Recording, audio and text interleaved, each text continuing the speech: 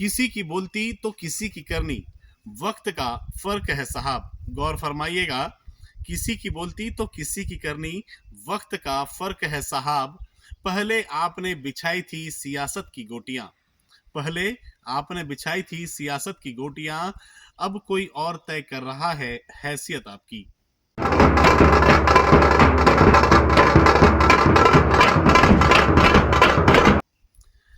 हम बालाघाट जिले में हैं और कहते हैं कि वक्त किसी का गुलाम नहीं है, राज हमेशा एक का नहीं होता।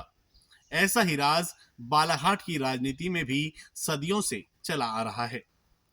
वैसे भी जब उम्रदराज लोगों को दरकिनार कर मार्गदर्शन मंडल में रखा जाए तो यह उचित होता है, क्योंकि जब तक इन्हें नजरअंदाज नहीं किया जाएगा, युवाओं को मौका भी नहीं मिलेगा।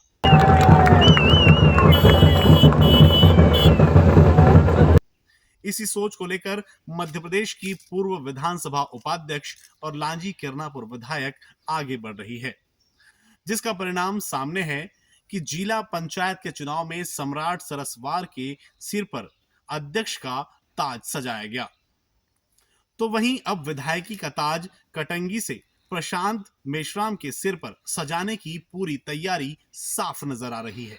दिनेश पटले जी आ रहे हैं, उनका हम सत अभिनंदन करते हैं। कृपया मंच पे आएं और अपना आसन ग्रहण करें। बनिस्बत अब इस बात का अंदाजा आसानी से लगा सकते हैं, और नहीं लगा पा रहे हैं तो हम परत दर परत धुंध को हटाकर तस्वीर स्पष्ट कर ही देते हैं। हमारे जहन में भारत जोड़ो यात्रा राहुल गांधी जी जो देश में कर रहे हैं, हम बेंगलोर गए, वहां हमने बहुत कुछ सीखा। फिर हम इंदौर गए, भारत जोड़ो यात्रा में 3-4 जगह हमने शामिल हुआ और वहां सीखा कि क्या इस देश में वर्तमान में जो माहौल चल रहा है, एक जाति से दूसरी जाति को लड़ाना, भाई से भाई को लड़ाना, और जो मीडिया के माध्यम से जो राष्ट्रीय जो न्यूज चैनल वगैरह है, जो सब जगह जो माहौल वर्तमान में चल रहा है, तो एक भाईचारा स्थापित होना, भारत जोड़ो यात्रा से ही हमने प्रेरित होकर के ये सद्भावना यात्रा निकाली। नमस्कार, मैं हूं रामानुज और आपने देखना प्रारंभ कर दिया है two lines, the mirror of Balaghat.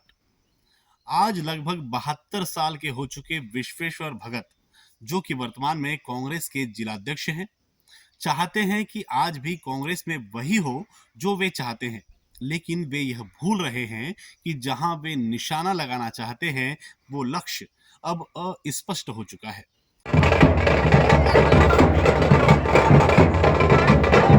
और उस लक्ष्य को भेदने के लिए अब नए युवा निशानेबाजों की जरूरत है। ये सद्भावना यात्रा, अच्छी भावना से जो यात्रा हमारे प्रधान भाई ने निकाले, रोज बात करते थे कि भैया आज यहाँ गए, आज वहाँ गए, और हम हर टाइम उनको शुभकामनाएं देते रहे कि भैया आप अच्छे से निकालो। यह बात कांग्रेस के लिए बालाघाट ही नहीं बल्कि पूरे देश में लागू है। अगर ऐसा नहीं किया जाता तो इसका परिणाम पहले ही सिंधिया को खोकर हम लोग देख चुके हैं। ऐसा लगता है बस इसी बात से सबक लेकर कांग्रेस को युवा बनाने की तैयारी नजर आ रही है, जो कि जरूरी भी है।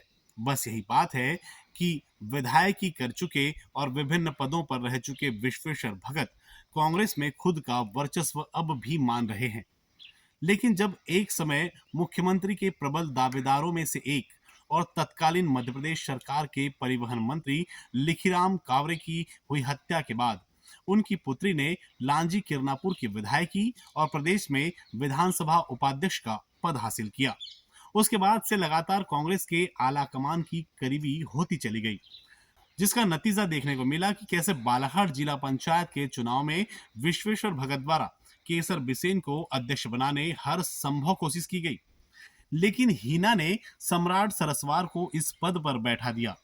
फजीहत तो तब हो गई जब युवा सोच ने कटंगी की सद्भावना यात्रा में पूरी यात्रा तक चुप बैठना सही समझा और वक्त का इंतजार किया।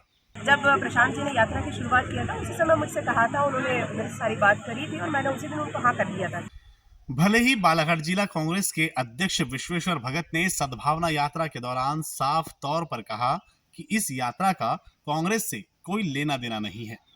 प्रशांत मेश्राम भाजपा का एजेंट है और कांग्रेस के नेताओं की तस्वीर लगाकर सुर्खियां बटोर रहा है और न जाने क्या क्या कहा, साथ ही सख्त लहजे में यह भी कहा कि जो भी कांग्रेसी प्रशांत की सद्भावना यात्रा में शामिल होगा उसे कांग्रेस से बाहर का रास्ता दिखा दिया जाएगा। तो है ना तानाशाही रवैया। अब यह देखते हैं कि उनके इस रवैये का क्या हश्र हुआ। दिनेश पटले जी आ रहे हैं, उनका हम सत अभिनंदन करते हैं। कृपया मंच पे आए। सद्भावना यात्रा प्रशांत मेश्राम ने 20 लोगों के साथ निकाली, लेकिन 140 गांवों की पदयात्रा करने के बाद समापन के दिन जो हुजूम उमड़ा और यात्रा के दौरान जनता का जो समर्थन मिला,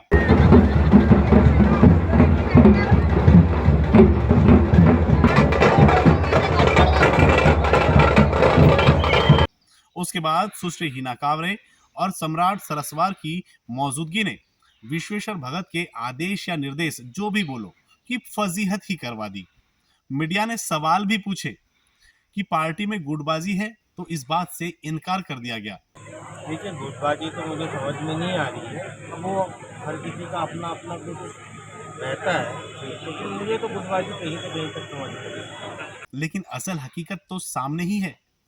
लास्ट में एक सवाल कांग्रेस जिलाध्यक्ष विश्वेश्वर भगत जी, क्या आप सद्भावना यात्रा के समापन समारोह के मुख्य अतिथि और कार्यक्रम के अध्यक्ष को कांग्रेस से बाहर का रास्ता दिखाएंगे या आप खुद ठगा हुआ महसूस कर रहे हैं?